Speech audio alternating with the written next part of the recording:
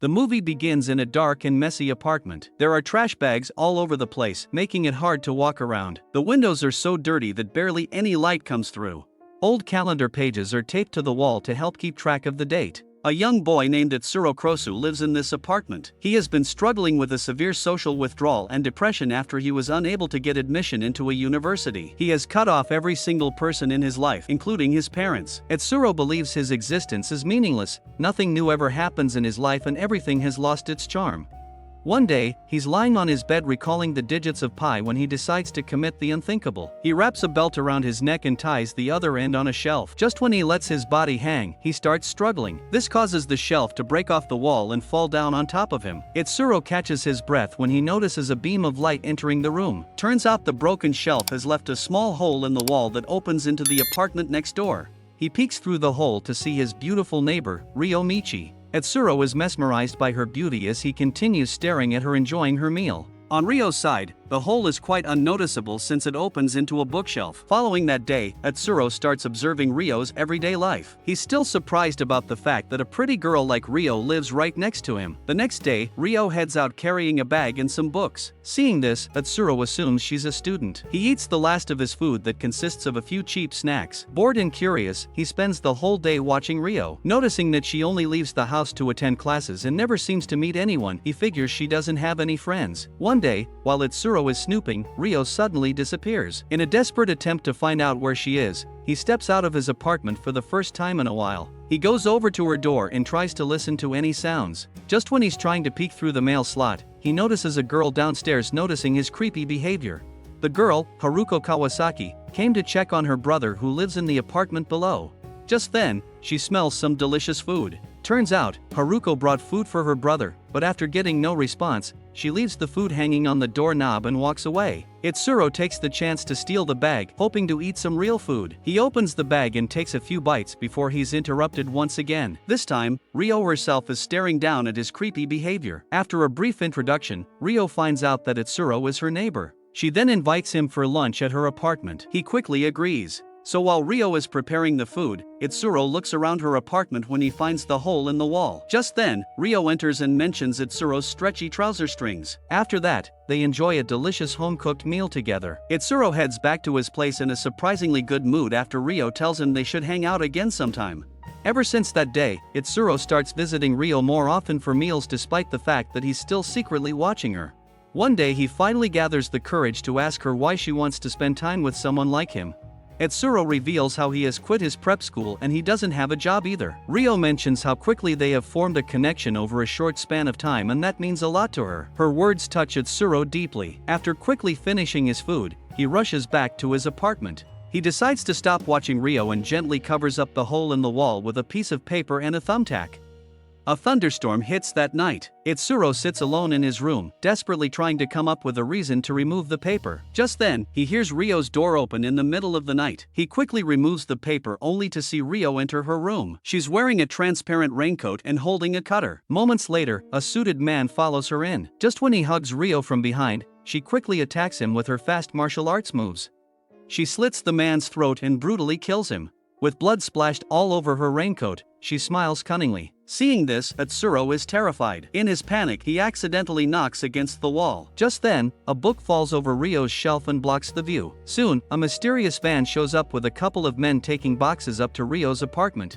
Back in his room, Itsuro appears confused as he's trying to figure out the strange events he saw. Moments later, he hears a knock on his door. It's Ryo, dressed cutely and looking all normal. She's holding a pot of food in her hand. With a big smile on her face, she asks if they can eat in his apartment every now and then. After clearing out some space and lighting up a few candles, they set up the table. Ryo is calm and composed as she eats her food. On the contrary, Itsuro is still unable to wrap his head around the fact that Ryo just killed somebody. While eating, Ryo brings up Itsuro's question and asks him not to get anxious. She talks about how, after being alone for a long time, she starts questioning their sanity. However, being around him makes her feel normal. Once Ryo is gone, Itsuro uses a chopstick to knock over the book that was blocking his view to the room. He looks around the room and finds Ryo enjoying some tea. Seeing how everything looks normal, he assumes he must be hallucinating and that none of last night's events actually happened. Moments later, a voice tells Ryo goodbye. Etsuro rushes to his door to see who the person is. Just then, a mysterious woman named Reina and Magi passes by his door. When she looks back to see Etsuro standing in his door, he quickly shuts it. She calls by his name and stops for a brief moment before leaving. The next morning, Ryo runs into Etsuro on her way to university. She offers him to use her washing machine to wash his clothes before asking him to eat at his place again. While washing his clothes, Etsuro recalls the murder scene. However, his admiration for Ryo misleads him once again. Looking forward to eating together, Etsuro rushes home, cleans up, and sets the table. Later that night, while he's waiting for Ryo to come over, he hears the door opening at her apartment. He looks through the hole only to find Ryo killing another man with a bee tattoo on his arm. Just like before, she's wearing the raincoat. Using her kung fu skills, she slits the man's throat before smiling cunningly. Etsuro quickly realizes that it's not a hallucination. Ryo is actually bringing men to her house and killing them. Shocked, he screams, which makes Ryo notice the hole. She sticks her box cutter through it before looking directly at him through the hole. Terrified, he runs out of the apartment and Ryo chases after him through the streets with the cutter in hand. Using the emergency exit, he reaches the rooftop of a building. However, Ryo quickly catches up and traps him there. She asks him if she saw her kill the man. Etsuro admits he's been watching her for some time and that he already knew that she was a killer. She finds it interesting that even though he knew she was a killer, he still came over to eat with her. After that, Ryo walks up to kill him.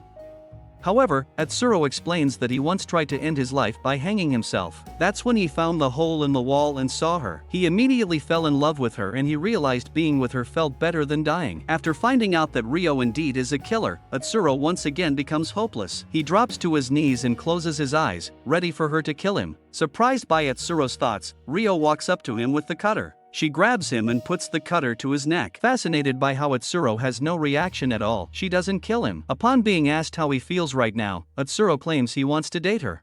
Surprisingly, Ryo agrees before she proceeds to lick the blood off a bruise on Yujuro's lip that he got while running away from her.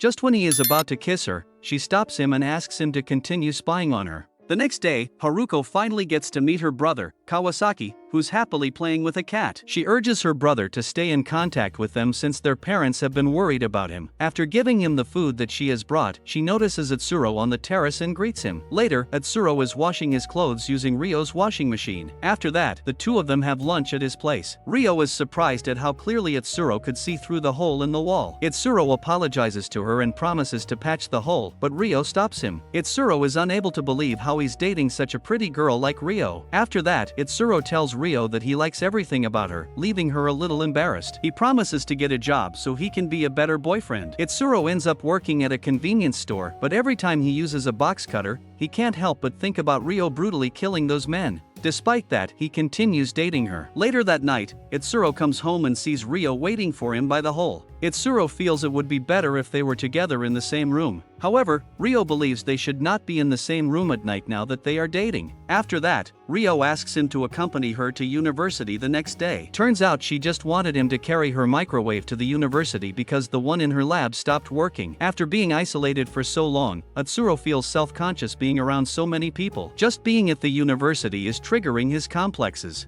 However, he gets over it when Ryo proudly introduces him as her boyfriend in front of her class fellows and friends.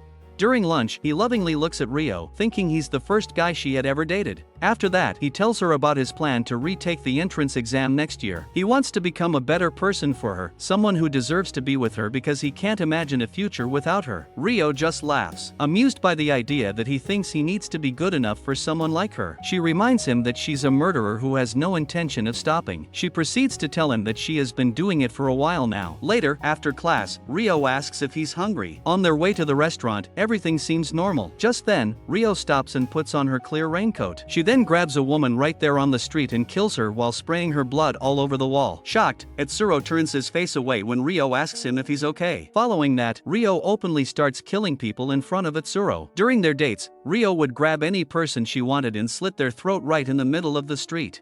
At this point, Etsuro begins to wonder if she picks her victims randomly, but she admits she follows her own twisted set of rules and even keeps a list of local criminals. Seeing how Ryo is killing mostly criminals, Etsuro asks Ryo if he can see her as some kind of ally of justice. The two laugh about it as Ryo continues killing people, but Etsuro quickly realizes that it just doesn't feel right seeing her kill people like that.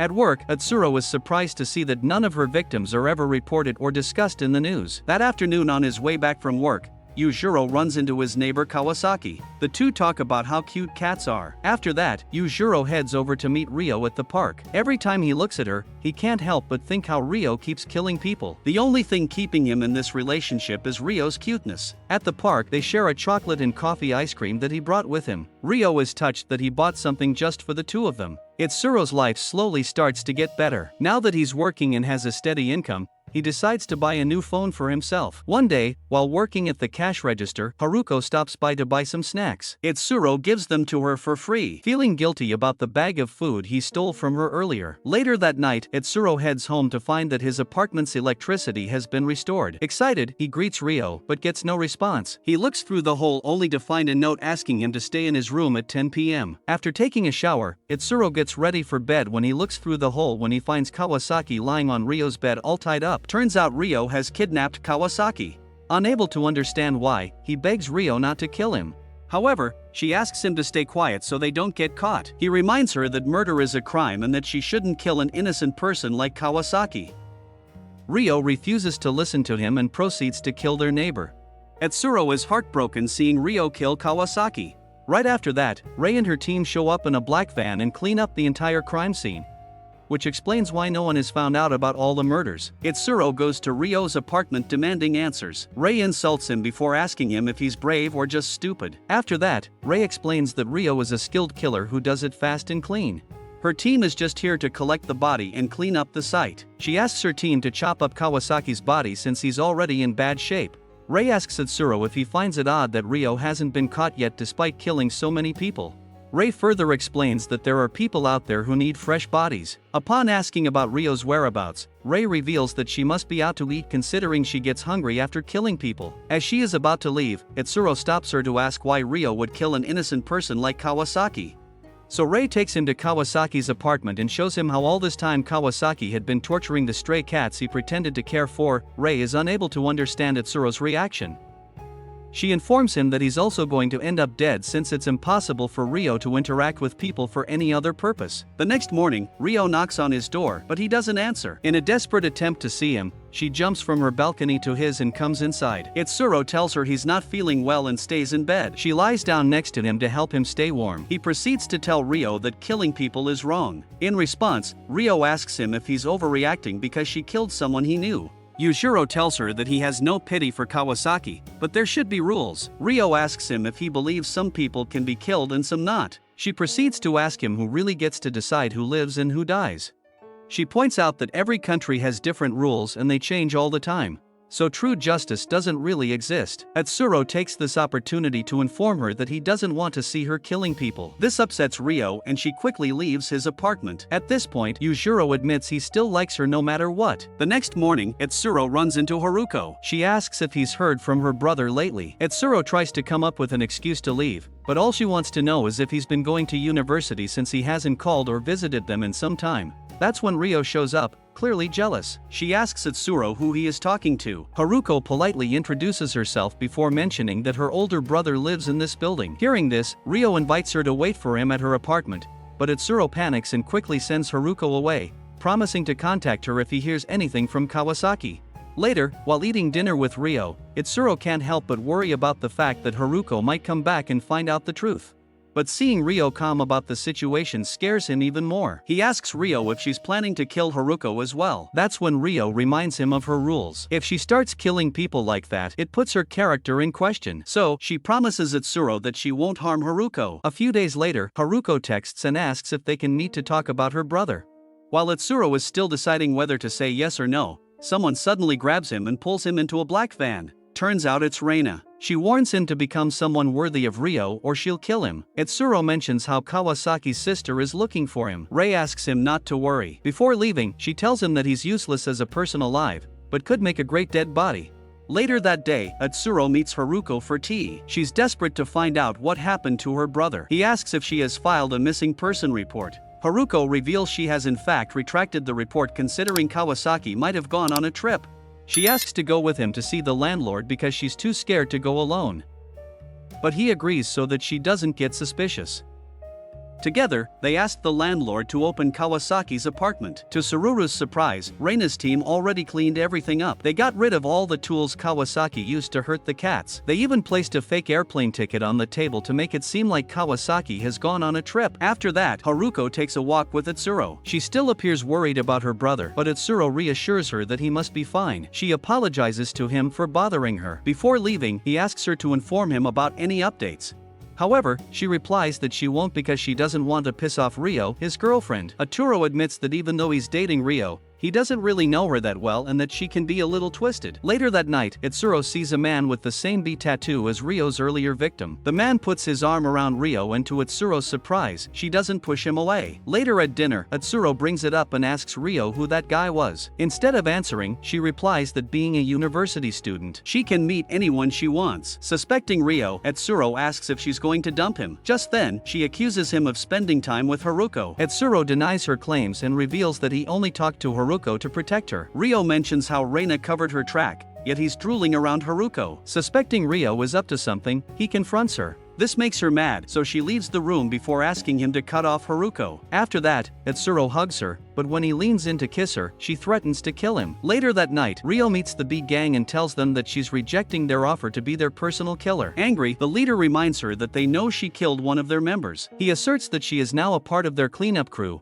and if she refuses to do the job or goes to the police, they will kill Itsuro. The next day, Rio is waiting outside Itsuro's work to walk him home. At home, they find Haruko waiting outside, so they invite her in. The three of them are having tea when Haruko shows them a postcard by Kawasaki, faked by Reina to cover up the truth. Haruko is worried about what she's going to say to their parents. Stressing about Kawasaki not answering her phone, Haruko suddenly passes out. Turns out Rio drugged her tea and plans to kill her. Itsuro tries to stop her by reminding her that she doesn't kill people to keep them quiet, but Rio claims she makes her own rules. Seo is worried that if she keeps slaughtering people like this, the police will find out. She threatens to kill Itsuro by slitting his artery until he bleeds out. But because of persistence, she eventually backs off. When Haruko wakes up, she confesses her feelings for Itsuro. Their moment is cut short when Ri's team arrives, expecting to find Haruko dead. As Haruko leaves, Reina warns Itsuro not to confuse Rio. She mentions how this is the first time Rio hasn't killed someone that she wanted, claiming Rio will never truly connect with him. Rei threatens Itsuro to leave her alone. Later, Rio meets Rei and apologizes for not going through with killing Haruko. Rio shares an ice cream with her when Rei reminds her that she is the one who gets to decide who lives or dies. But if she hesitates, the bodies won't be clean, so Reina won't be able to use them. Meanwhile, Yujiro meets Haruko at a cafe. She tells him her feelings for him are real. However, Itsuro gently turns her down, claiming he was only trying to help with her brother. Haruko appears confused because Itsuro once mentioned that Rio isn't right for him. She thinks Itsuro is just getting dragged around, and that won't ever change.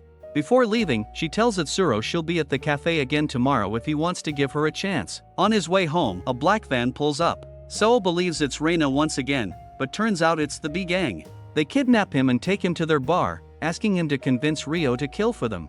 Itsuro refuses to do what they want, so they threaten to go to the police before they slit his cheek and let him go. When Itsuro arrives home, Rio sees the cut on his face and tries to go after the gang, but he stops her. He tells her he'd rather let them hurt him than see her kill again. Rio reminds him that killing is part of who she is, and she doesn't feel like herself without it. But Itsuro points out that she didn't kill Haruko, which means she can change if she wants to. He confesses how much he likes her, but Rio feels he doesn't truly understand or accept her. She doesn't believe they have a future together and leaves in tears, asking him to cover up the hole. Later that night, while Itsuro is working at the convenience store, Rei stops by to buy an ice cream. She tells him Rio has asked for a major cleanup soon. Itsuro still struggles with accepting all the killing, but Reina claims what they have is a rare bond no one can break.